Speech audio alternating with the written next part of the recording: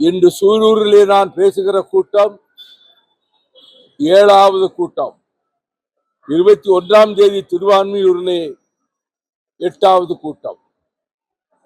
ஒவ்வொரு கூட்டத்திலும் ஒரு பொருளை எடுத்து தமிழக வாழ்வாதாரங்களில் நானும் என் சகாக்களும் மறுமலர்ச்சி திமுகவும் எப்படி பாடுபட்டோ உண்ணாவிரதம், மறியல், நடைபயணம் உள்ளிட்ட போராட்டங்கள், நீதிமன்றத்திலே போராட்டங்கள், இவற்றையெல்லாம் இந்த இளைய தலைமுறையினருக்கு தெரியாது என்பதால் அதை நினைவூட்டி கடந்த கால போராட்டங்களையும் இன்றைய நிலையையும் எதிர்காலத்திலே என்ன செய்ய வேண்டும் என்பதையும் நான் நடத்திய கூட்டங்கள் நான் எதிர்பாராத அளவுக்கு மிக வெற்றிகரமாக அமைந்தன. ஒவ்வொரு கூட்டத்திலும் பல்லாயிரக்கணக்கான பேர் அவர்களாக கை காசை செலவழித்துக் கொண்டு வந்து சிறப்பு செய்தார்கள். ஆகவே அந்த வகையில் தான் இன்றைக்கு நான் சூலூர் கூட்டத்திற்கு வந்திருக்கிறேன். இங்கே மறுமலர்ச்சி திராவிட முன்னேற்ற கழக தோழர்களும் அவர்களின் சகாக்களும் கடந்த ஆண்டு நிறைந்த போராட்டத்தை நடத்திய காரணத்தால் இப்பொழுது கோயம்புத்தூரிலிருந்து நாகர்கோவிலுக்கும் பாலக்காட்டிலிருந்து திருச்சிக்கும் செல்லுகின்ற பயணிகள் துரித தொடர் வண்டி கோயில் எங்க நிற்குது? சிங்காநல்லூரில் ரயில்வே நிலையத்தில் நின்று போக வேண்டும் என்ற அந்த கோரிக்கை நிறைவேற்றப்பட்டு நேற்று முதலா இன்று காலை முதல் அந்த தொடர் வண்டிகள் நின்று போகும் என்பது பல்லாயிரக்கணக்கான மக்களுக்கு, தொழிலாளர்களுக்கு, மாணவர்களுக்கு மிகவும் பயனுள்ளதாக இருக்கும் என்ற வகையில் தோழர்கள் அதை குறித்து மகிழ்ச்சியோடு இன்றைக்கு கொண்டாடுகிறார்கள். தமிழகத்தினுடைய வாழ்வாதாரங்களுக்கு இன்னும் ஒரு சில இடங்களில் ஆபத்து வருகிற காரணத்தால் மீண்டும் அதற்கான போராட்டங்களை நாங்கள் முன்னெடுத்து செல்வோம். இப்பொழுது முக்கியமாக நான் கூற விரும்புவது, உலகின் பல பாகங்களில் கடந்த யுககாலங்களில் பெரும் அழிவுகள் ஏற்பட்டிருக்கின்றன.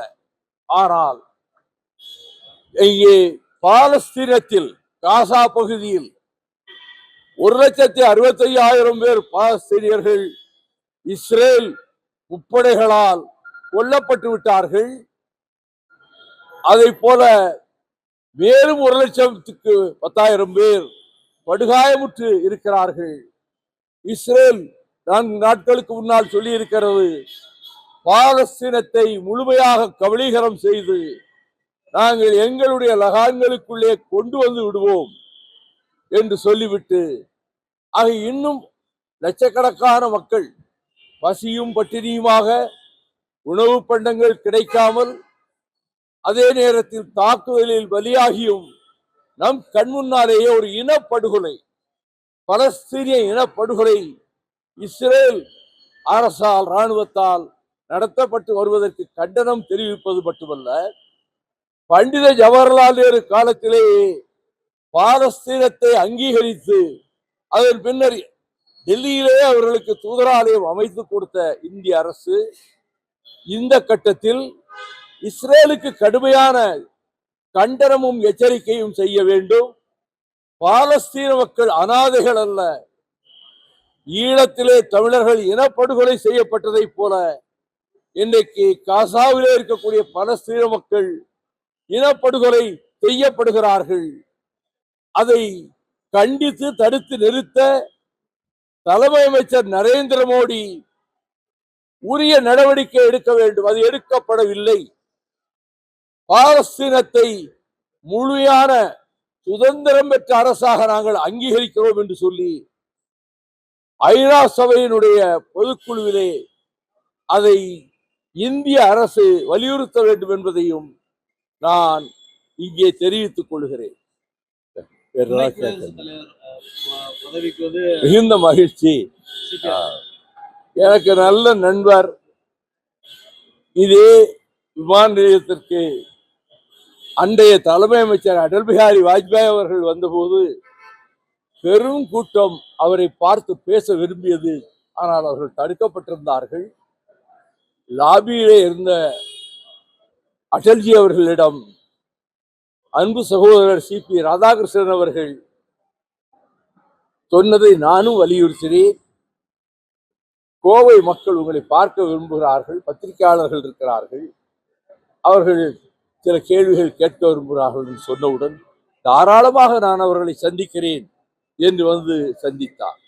98ஆம் ஆண்டில் அப்பொழுது நடைபெற்ற நாடாளுமன்ற தேர்தலின் போது அனைத்து இந்திய அண்ணா திராவிட முன்னேற்ற கழகத்தோடும் பாரதிய ஜனதா கட்சியோடும் மறுமலர்ச்சி திமுக தோழமை கொண்டிருந்த அந்த காலத்தில் இங்கே பெரும் குண்டுவெடிப்பு நடைபெற்று எண்ணற்றவர்கள் மடிந்து பலர் படுகாயமுற்று மருத்துவமனைகளிலே இருந்து கோவை மாநகரமே ஸ்தம்பித்து அச்சத்திலே அதிர்ந்து போய் இருந்த நேரத்தில் எவரும் பிரச்சாரத்துக்கு வராமல் வெறிச்சோடி கிடந்த கோவை வீதிகளில் நான் விருதுநகரிலிருந்து புறப்பட்டு வந்து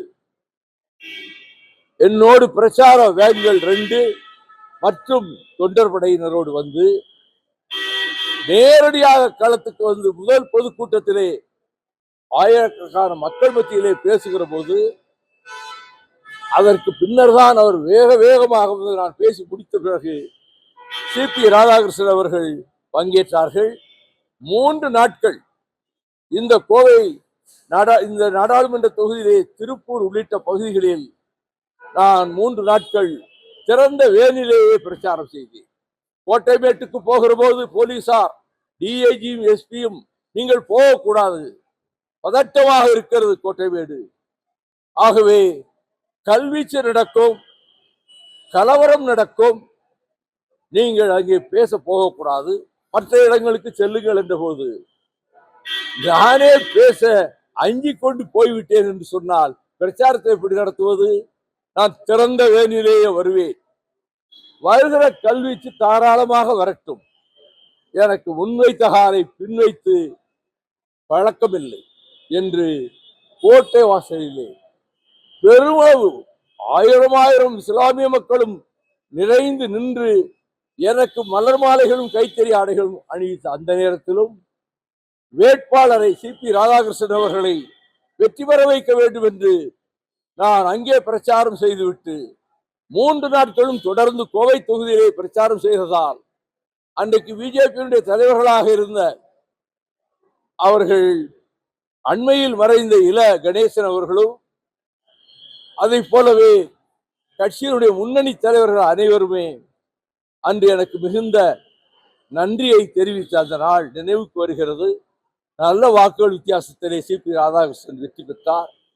மும்பை ஆளுநராக சிறப்பாக பணியாற்றி அவர் அடுத்து நாகாலாந்துக்கு ஒருவேளை ஆளுநராக போகக்கூடும் என்று 2 நாட்களுக்கு முன்னால் ஏடுகள் ஆர்வமாக யூகம் தெரிவித்த போது அவர்கள் இந்திய நாட்டினுடைய துணை குடியரசுத் தலைவராக வைஸ் பிரசிடென்ட் ஆஃப் இந்தியா, அவர்தான் ராஜ்யசபாவுக்கும் சேர்மன், வைஸ் பிரசிடென்ட் தான் மாநிலங்களவைக்கும் அவைத்தலைவர். அந்த பொறுப்பினை நமது தாய் தமிழகத்தைச் சேர்ந்தவரும் வீரமும் விருந்தோம்பலும் நிறைந்த கொங்கு மண்டலத்தினுடைய ஒரு பிரதிநிதி போல இங்கே இருந்து அரசியல் நடத்திய அவர் குடியரசு துணைத் தலைவராக பொறுப்பேற்க இருப்பதற்கு எங்கள் மகிழ்ச்சிகரமான வாழ்த்துக்களை மறுமலர்ச்சி திராவிட முன்னேற்ற கழகத்தின் சார்பில் தெரிவித்துக் கொள்கிறேன். அவர் ராஜ்யசபையையும் அவைத்தலைவராக இருந்து சிறப்பாக நடத்துவதற்கு வாழ்த்து சொல்லுகிறேன். துணை குடியரசுத் தலைவர் ஒருவேளை அடுத்த கட்டத்தில் குடியரசுத் தலைவராக கூட ஆகக்கூடும். எனவே கட்சி எல்லைகளை கடந்து நம் தாய் தமிழகத்தினுடைய ஒரு தமிழர், நல்ல பண்பாளர், கட்சி எல்லைகளை கடந்த அனைவரையும் மதிக்கக்கூடிய CPR அவர்கள் துணை குடியரசுத் தலைவராக பொறுப்பேற்க இருப்பதை உணர்ந்து எங்கள் வாழ்த்துக்களை, பாராட்டுக்களை மறுமலர்ச்சி திராவிட முன்னேற்ற கழகத்தின் சார்பில் தெரிவித்துக் கொள்கிறேன். இந்தியா கூட்டணி சார்பில் சொல்லிட்டு சொல்றேன். இந்தியா கூட்டணி சார்பில் அவர் சொல்லிட்டு உங்களுக்கு சொல்றேன்.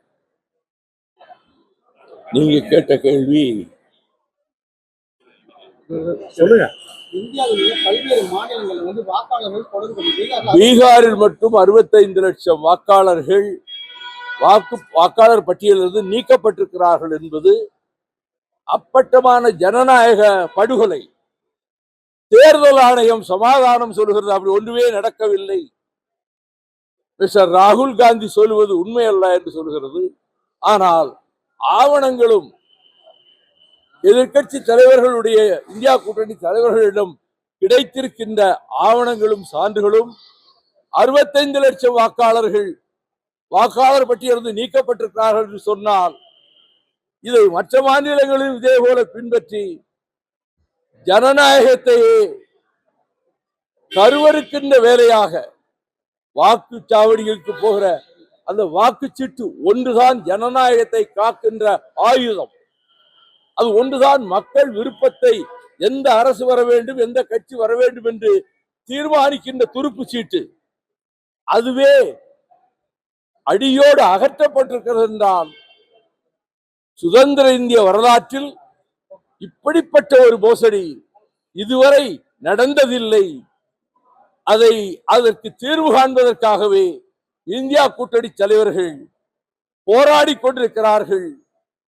அவர்கள் போராட்டத்தின் விளைவாக நீக்கப்பட்ட வாக்காளர்கள் மீண்டும் வாக்காளர் பட்டியலிலே இடம்பெற வேண்டும் என்பது ஜனநாயகத்தை விரும்புகிற அனைவருடைய கோரிக்கையும் ஆகும். இந்தியா கூட்டணி சார்பில் துணை குடியரசுத் தலைவருக்கான வேட்பாளர் அறிவிக்கிறதுக்கு ஆலோசனை நடத்துறாங்க. ஒருபுறம் ஆலோசனைக்கு ஒருபுறம் சீக்கிரம் வாழ்த்து தெரிவிக்கிறீங்க. இந்தியா கூட்டணியுடைய நிலைப்பாடு என்ன? அவர் அறிவிக்கப்பட்டதில் நான் மகிழ்ச்சி அடைந்தேன், வாழ்த்து சொன்னேன். இந்தியா கூட்டணி என்ன முடிவெடுத்து யாரை எடுத்து போகிறார்கள், அங்கே போட்டி இருக்குமா என்று இது பற்றி நான் இப்போது யூகமாக எதுவும் சொல்ல முடியாது. நண்பர் என்ற முறையில் கட்சியை கடந்து அவர் தமிழ்நாட்டை சேர்ந்தவர், அவர் துணை குடியரசுத் தலைவராக தேர்ந்தெடுக்கப்பட்டதில் கட்சி ஆச்சரியங்களை மறந்து நான் வாழ்த்துகிறேன்.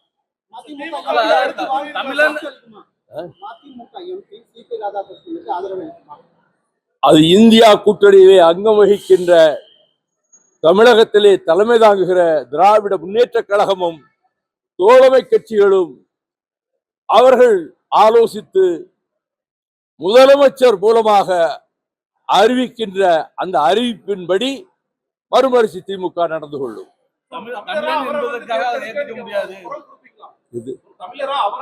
இந்த குரல் தான் கோவை விமான நிலையத்தில் கொடுக்கின்ற குரல் தான் ஒரே குரல், இதுக்கு மேல வேறொரு குரல் இல்லை. தமிழர் என்பதற்காக அவரை ஆதரிக்க முடியாது அப்படின்னு திமுக தரப்புல இளங்கோவன் சொல்லியிருக்காரு. என்னுடைய மன உணர்வை சொல்லிட்டேன். திமுக எடுக்கிற முடிவை நாங்க ஏத்துக்கிடுவோம். தூய்மை பணியாளர் மறுபடியும் மதுரையில போராட்டத்தை துவங்கி இருக்காங்க. அவருக்கு நிரந்தர பணியாளர்களா மாற்றக்கூடாதுங்கிறது பல்வேறு கூட்டணி கட்சிகள். ஆமா, ஆதித்தமிழர் பேரவை கூட அறிக்கை கொடுத்திருக்கு.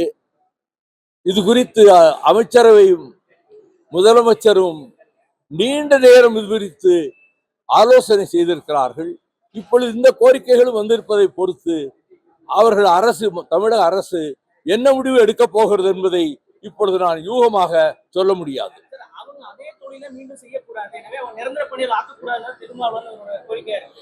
அதே பணியை திரும்ப செய்யக்கூடாது என்பதில் எனக்கும் முழுக்க உடன்பாடு உண்டு. அது குலக்கல்வி திட்டத்தை போல தந்தை செய்கிற வேலையைத்தான் பிள்ளை செய்ய வேண்டும் என்பது சமூக நீதிக்கே விரோதமானது. என் கருத்து சொல்லிட்டேன். தமிழக வெற்றி கழக 2வது மாநில மாநாடு மதுரையில் போட்டிருக்காங்க. ஒவ்வொரு அரசியல் கட்சியும் மாநாடு போடுகிறது, அவர்களும் மாநாடு போடுகிறார்கள். அதான் என் கருத்து. நான் லட்சம் மக்கள் அலை கடலான கூட்டங்களை எல்லாம் பார்த்தவன். பல வருடங்களுக்கு முன்னால், 30 வருடங்களுக்கு முன்னால். ஆமா, கடற்கரையில் அப்படியே ஒரு கூட்டம் சரித்திரத்திலே நடந்ததில்லை. மற்ற கட்சிகள் பயப்படுது, நியாயம் சொல்லணும். அவங்க பயப்படாமலே இருக்கலாம். நானா இன்னார் பயப்படுறாங்க, நியாயம் சொல்லணும்.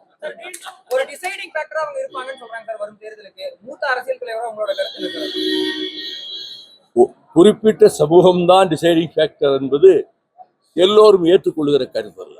எந்த சமூகமாக இருந்தாலும் ஒரு சமூகம்தான் தேர்தலை தீர்மானிக்கும் என்பது இதுவரை வழக்கமாக பார்த்த தேர்தல்களில் அப்படி நடக்கவில்லை. அந்த யூகங்கள் எல்லாம் மாறி போயிருக்கு.